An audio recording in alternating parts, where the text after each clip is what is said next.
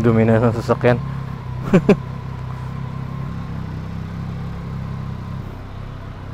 Ay, antik na.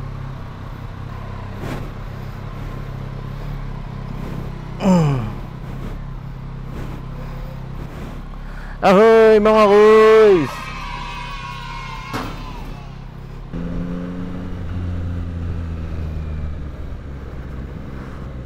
Sana maganda yung audio.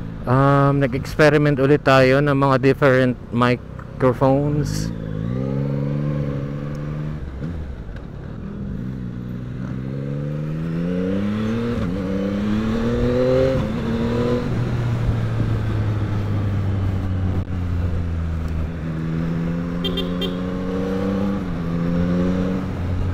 Ayun.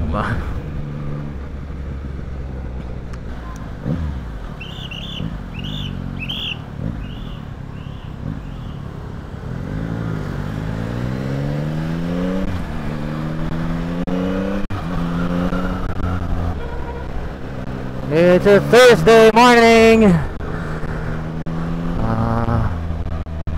Work. Hindi tayo nag 360 ngayon. Kung mapapansin nyo, meron tayong first person view because hindi na to yung Osmo Action 1 actually. Kung ma-upload ko yung video kung paano ko to binili, sana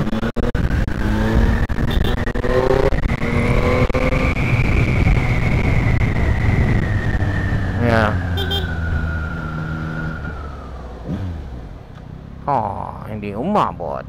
Kung ma-edit ko kagad yung video na kung saan ko binili to, hindi alam nyo na kung saan. Pero kung hindi, yeah. So I bought this Osmo Action 4 kailan ba? Last week? Before Pepito. Before yung rally nung mga bagyo. So far so good. Kaya hindi ako nag-in sa 360 ngayon.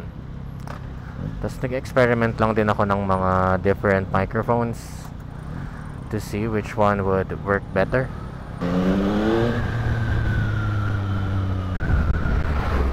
Right now, I'm using my old Boya microphone. Tinanggal ko yung tinanggal ko yung sa dati kong vlog, yung food wrap.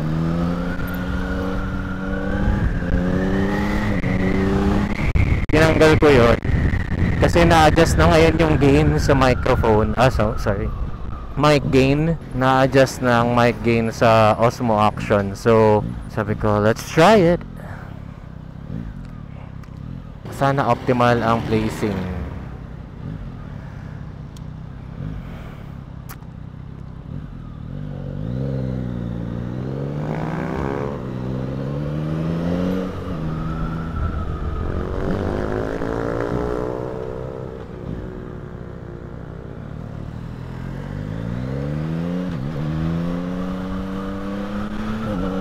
So this is my daily commute. Actually, ito nga yung madalas kong route pag nag-vlog, diba? Ayan, nakabukas pala yung visor ko ngayon, so hindi ko alam kung kumusta yung audio quality. Tatanong si Sir Gian ng Action Cam at iba pa. Balitaan ko daw siya kung kumusta ang Osmo Action. So ito 56 kilometers per hour, Sir Gian. Hindi siya ganun kabilis na nakabukas yung visor. Boya na TRS microphone, tapos Boya na 3.5 type C adapter. Actually sa Action Cam at iba pa ko binili yung adapter, pati yung camera.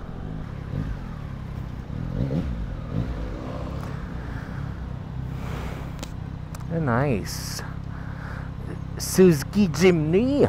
Nilakyan niya na yung gulong niya. Dapat pala naggas ako kanina.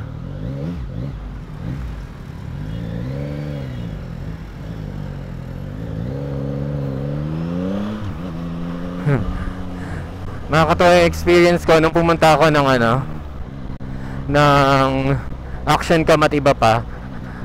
Kasi sabi ko nga bibili ako nitong camera kasi naka-sale sila dahil may Osmo Action 5 na nga. So, ayun, habang papunta ako ng Action Cam at iba pa sa may Commonwealth, laging nakakalimutan ko yung address. Huwag kang lalabas, kuya. Huwag kang magka-counter, kuya. Malaki yan.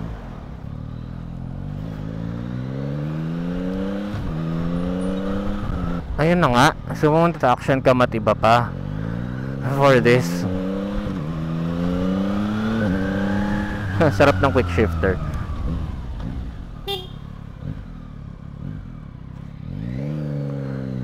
Tapos nasa Commonwealth pa lang ako after ng circle, QC circle. Bakit parang gumigewang yung motor ko? Akala ko dahil lang siya sa asfalto. Bagong kayod kasi sa Commonwealth yung mga asfalto. Sabi ko, okay lang yan. Tapos nang dumating na ako sa Osmo Action store. Maliit lang na na store yun. Sabi yung mga tao na nakakita, sabi niya, sir, flat yung motor mo. Tingin ko, oh my god, kaya pala. Hindi ko pansin na flat. Siguro dahil malakas yung torque ng motor, kaya hindi mo makita ang difference na bumagal siya or what. Kasi dati sa CB650 ko, pansin kagad nung na-flat ako. Ito, hindi ko. Sabi ko, bakit parang pag tumatakbo, gumegewang ng kaunti. So hindi ko alam kung gaano na siya katagal na na-flat. Hindi din naman kapansin-pansin nung pag galing parking, chine-check ko naman. Pag naka-side stand kasi siya, hindi halata. Tapos alambre ang nakadali. Alambre. Mukhang matagal na siya kasi medyo may signs na ng pagkaka-flat. Medyo flat na din yung alambre. So mukhang nakukuskus na siya. Hopefully walang naging epekto. Pero malamang wala naman sa mugs natin.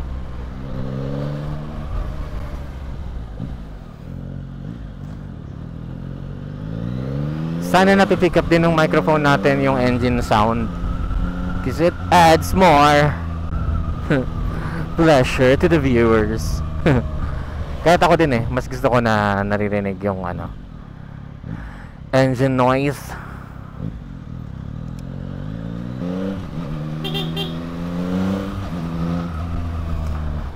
So yan, ang motor ko ay wala pa namang isang taon. Pero wala pa din tayo masyadong ginalaw dito. Same dun sa CB650 ko. Hindi ko pinagalaw pang exhaust. At wala ako, pinag-iisipan, pero wala pang concrete plans kung meron pa lang ako yung yung headlight, tawag dito? Visor ba yan? Or windscreen? Ito. Hindi siya Yamaha original, kasi ang mahal. Aesthetics lang naman siya. Hindi ko sure kung may protection siyang na-i-offer sa headlight or something. Kahit busina. At least yung CB650 ko dati may busina. Pinalitan ko yung busina. Tsaka naka-sliders. Ito wala walang slider.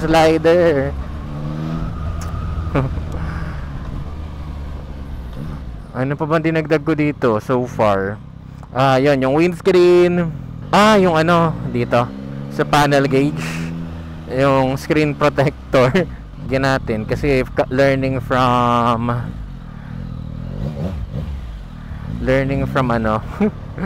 Honda CB650. Ang daming gasgas nung nung screen. Kasi pinapatungan ko minsan ng gloves, so may mga hairline scratches. So nilagyan ko to day one, kaya ang pangit, may bubble pa nga. Pero okay naman. Ito pala, obvious. Yung signal light. Ito, side mirror ko. Pinalitan ko siya. Ang stock niya kasi ay naka-bar end. So, since ginagamit ko siyang pang commute to work, hirap siyang isingit. Kasi sobrang lapad nung nagiging sobrang malapad yung motor. Kasi extended ng ganito yung side mirror. Tapos, ayun, saktong-sakto yung side mirror mo sa mga side mirror ng kotse, ganyan. So, pinalitan ko siya ng gandang brand to Shopee Racing. Pero hindi siya ma-vibrate, no? So, okay siya. Tapos, sobrang usable, hindi yung forma lang. Well, hindi ko sure kung ma-forma to, pero parang okay lang naman siya sa akin. Mas function over form. Tapos, spools. Naglagay ako ng spools. Shopee Racing din.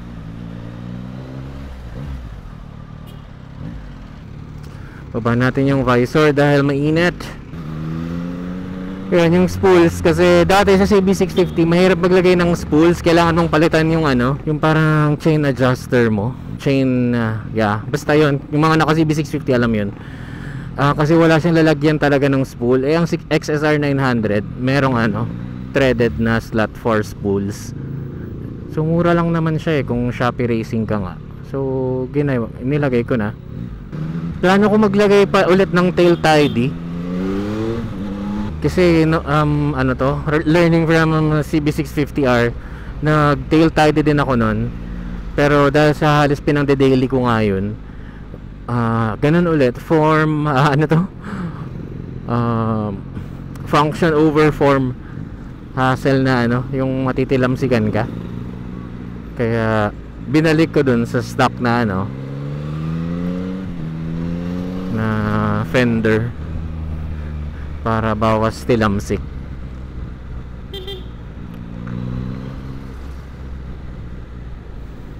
So hindi ko pa sure, hindi pa ako tingin-tingin ulit kung may mura and maayos na ano, fender. Yun, patay na daga ba yun? Ay, ano to? CB650 to, naka e-clutch siguro si sir, kasi iba na yung taillight niya eh. May gas station pa bang malapit dito sa area na to? Malamang meron, pero medyo out of the way. Parang ayoko nang sadyain. Mamaya na lang tayo mag-gas. Wow, no helmet. Tingnan nga natin mamaya sa video kung kumusta ang performance pag ganitong ano, tirik against the light.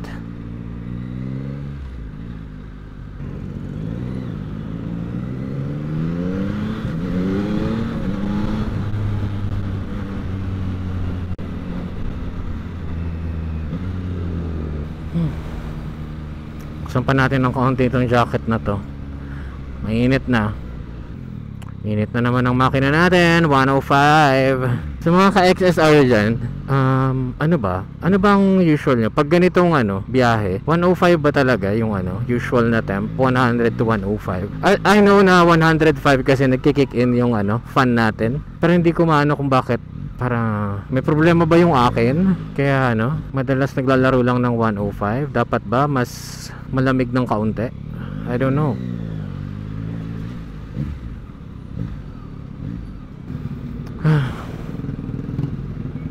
Patong helmet.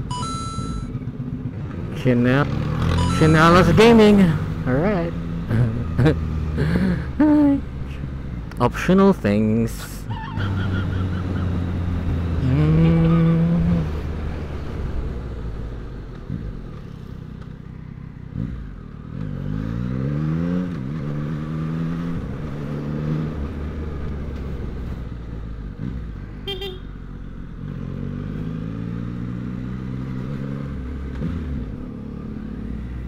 Ayan, bumaba na yung camp natin to 100. Dahil tumakbo tayo ng ganon. Ayan, nag 101 na ulit. Ayan, oh, kita nyo ba? 102. Pakatsing pa ako. Ang pangit mag-hatching sa loob ng helmet. Alam nyo ba yun? Kasi lahat ng nilabas mo babalik sa'yo. Ay, nako. Mamaya na tayo mag-gas pagpabalik. Magpa-uwi after office.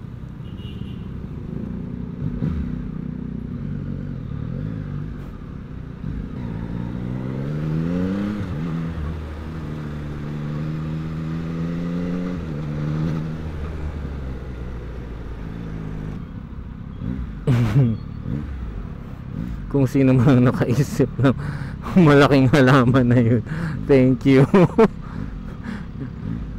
Nasaan ba yung shell dito? Chino Roses pa yata. Ay, Merry Christmas na. Hindi ko tayo dito sa Ponty.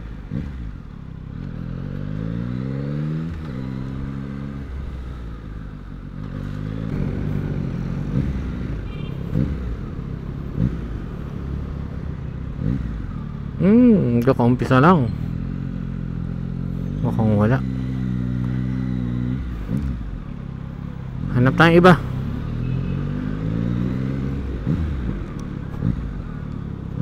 Alam ko mayroon pang isa dito.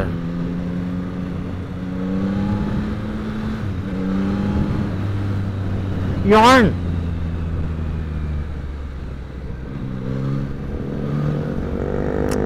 Shell! Nasaan ka? Ayun! Kita ko na yung shell!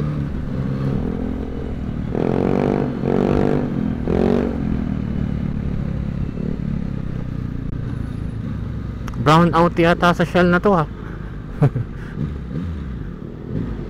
Talaga.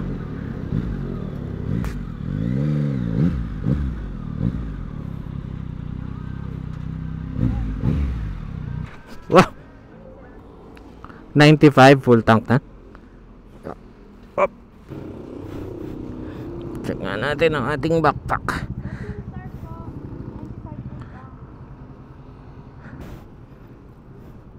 Accept naman kayong card, no? Meron din.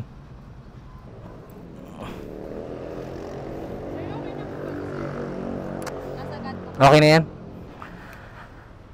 Kapit na tayo.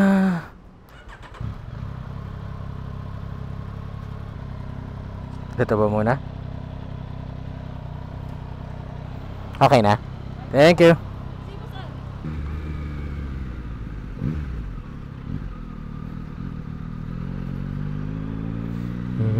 Lagyan tayo ng secret passage. The secret passage.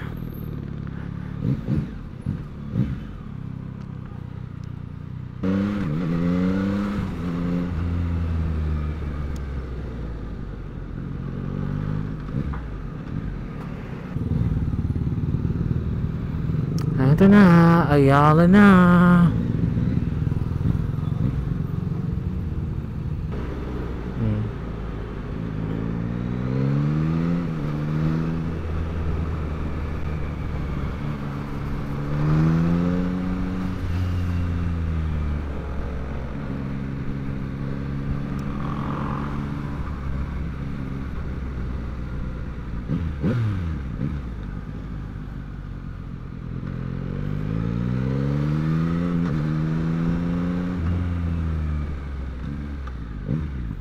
So yun, hanggang dito na muna.